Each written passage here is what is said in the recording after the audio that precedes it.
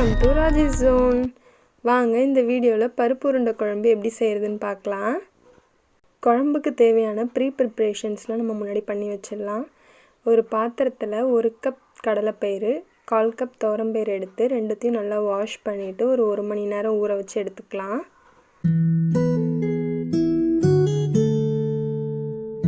பருப்பு ஊறிக்கிட்டு இருக்கட்டும். அதே சேம் டைம் நம்ம குழம்புக்கு தேவையான அளவுக்கு புளியும் எடுத்து ஊற வச்சுக்கலாம்.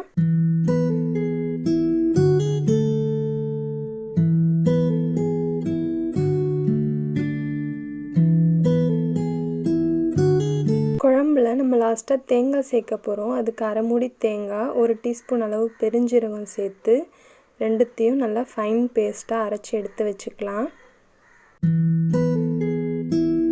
குழம்பு தாளிக்கிறதுக்கான பொருள் என்னென்னு பார்க்கலாம்.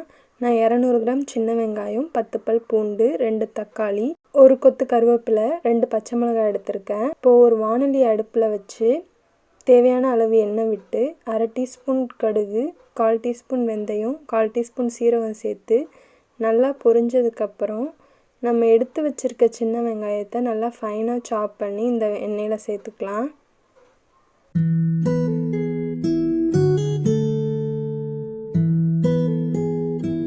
வெங்காயம் நல்லா கண்ணாடி பதம் வர ஆரம்பித்ததுக்கப்புறம் நம்ம எடுத்து வச்சுருந்த பூண்டு அதில் சேர்த்துக்கலாம். நம்ம எடுத்து வச்சுருக்க பூண்டு, கருவேப்பிலை, பச்சை மிளகாய் இது எல்லாத்தையும் அதில் ஆட் பண்ணிக்கலாம்.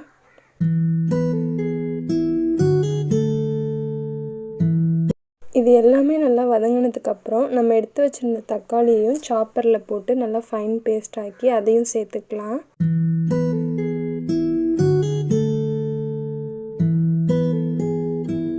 இது எல்லாமே நல்லா குழைவாக வெந்ததுக்கப்புறம் இதில் 3 டேபிள் ஸ்பூன் மல்லித்தூள், 2 டேபிள் ஸ்பூன் மிளகாய்த்தூள் சேர்த்து அது கூடவே குழம்புக்கு தேவையான அளவு உப்பும் சேர்த்து நல்லா கலந்து விட்டுக்கலாம்.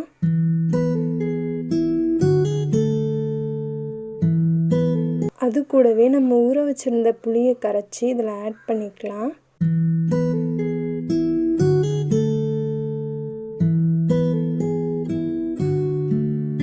குழம்பு நல்லா கொதித்து வர்றதுக்குள்ளே நம்ம குழம்புக்கு தேவையான உருண்டைகளை ரெடி பண்ணுறதுக்கு ஆரம்பிச்சிடலாம்.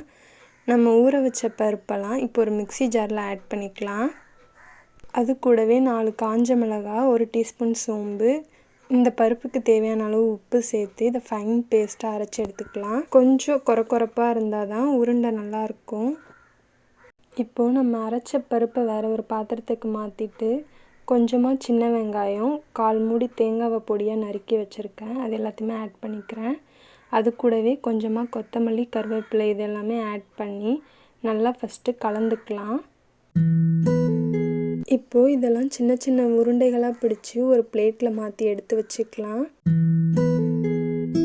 குழம்பும் நல்லா கொதித்து எண்ணெய் பிரிஞ்சு வந்திருக்கு. இப்போ நம்ம எடுத்து வச்சுருந்த உருண்டைகளை ஒன்று ஒன்றா குழம்புல ஆட் பண்ணிக்கலாம். 5 மினிட்ஸ் கழித்து அதுவே மேலே எழும்பி வரும். ஒரு 10 மினிட்ஸ் குழம்பு சிம்மிலே வச்சுக்கலாம். அப்போ தான் நல்லா வேகும் பருப்புலாம். இறக்க போகிற ஸ்டேஜில் நம்ம அரைச்சி வச்சுருந்த தேங்காய் விழுதை குழம்புல ஆட் பண்ணிக்கலாம்.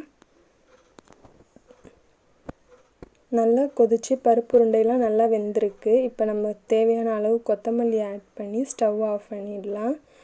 சுவையான பருப்பு உருண்டை குழம்பு தயார். வாங்க சாப்பிடலாம்.